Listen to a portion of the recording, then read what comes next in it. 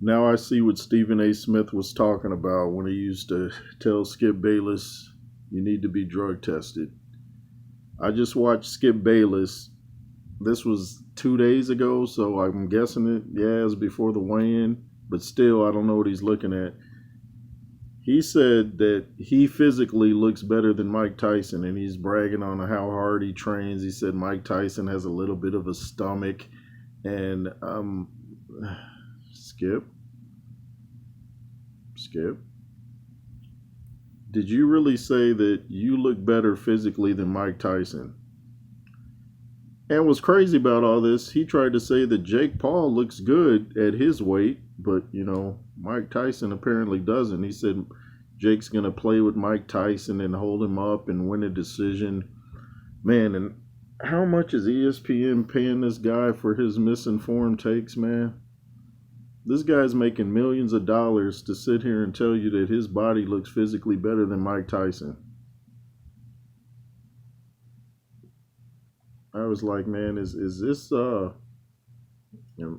I being punked right now? Like, what are you talking about?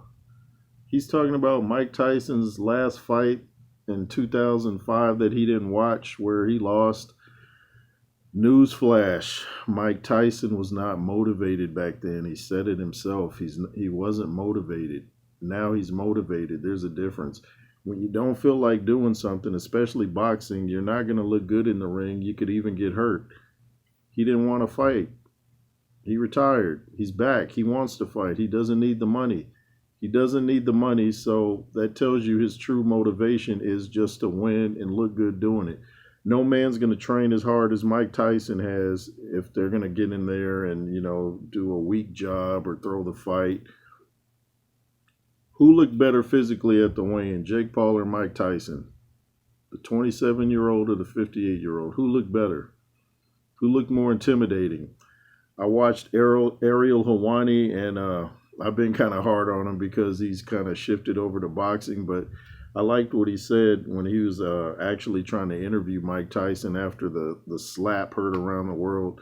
He said, I have never seen a look on a man's face like I saw on Mike Tyson's when he tried to interview him. And this guy's interviewed everybody. Francis Ngannou, Anthony Joshua, all the top guys in the UFC, MMA world. He said he's never seen a look like the look he saw on Mike Tyson. And Jake, what is Jake going to do to Mike? I keep saying it, it's getting kind of redundant, but people don't seem to know what they're talking about. And they're going to find out tonight what it's all about.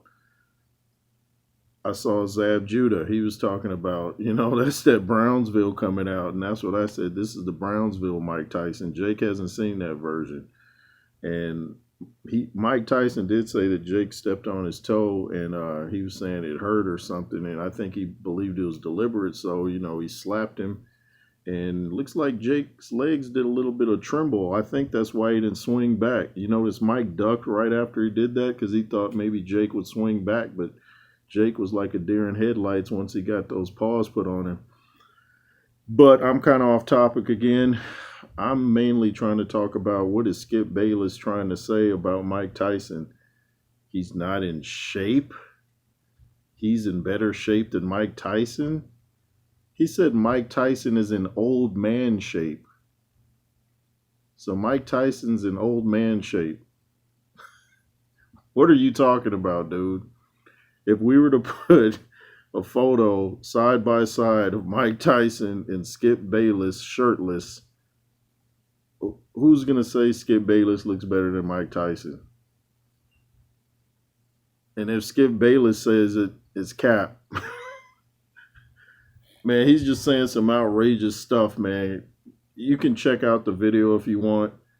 It's about how Jake Paul's going to toy with Mike Tyson.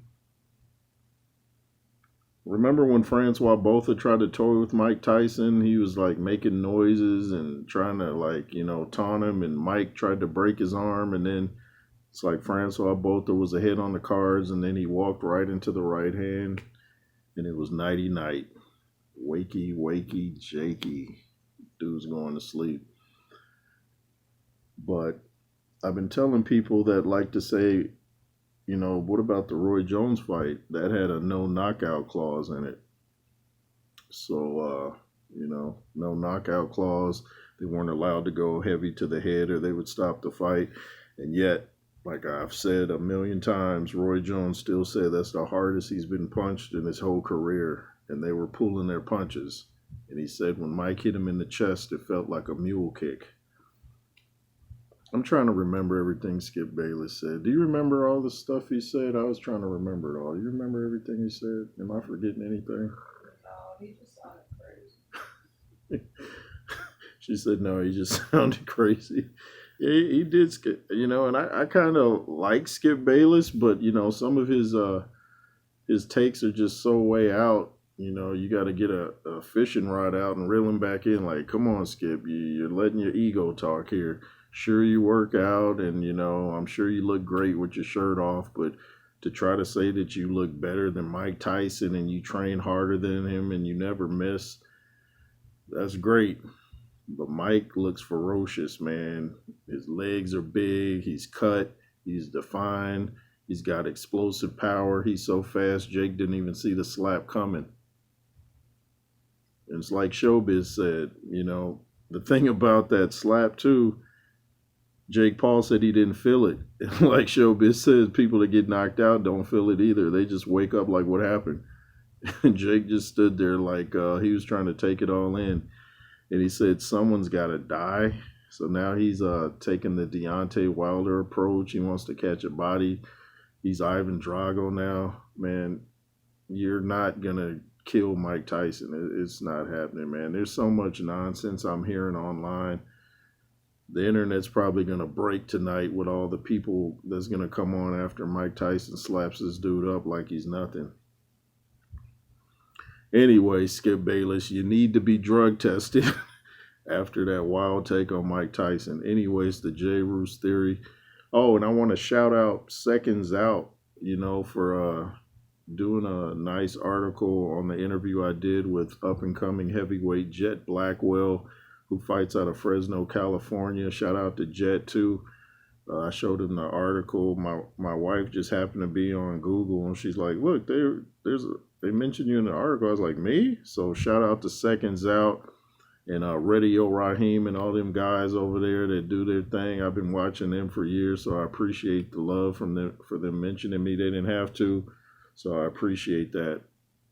Anyways, the J. Roos Theory. If you wish to donate to the J. Roos Theory, the Cash App is $J Roos33, LSR forever, and be fearless.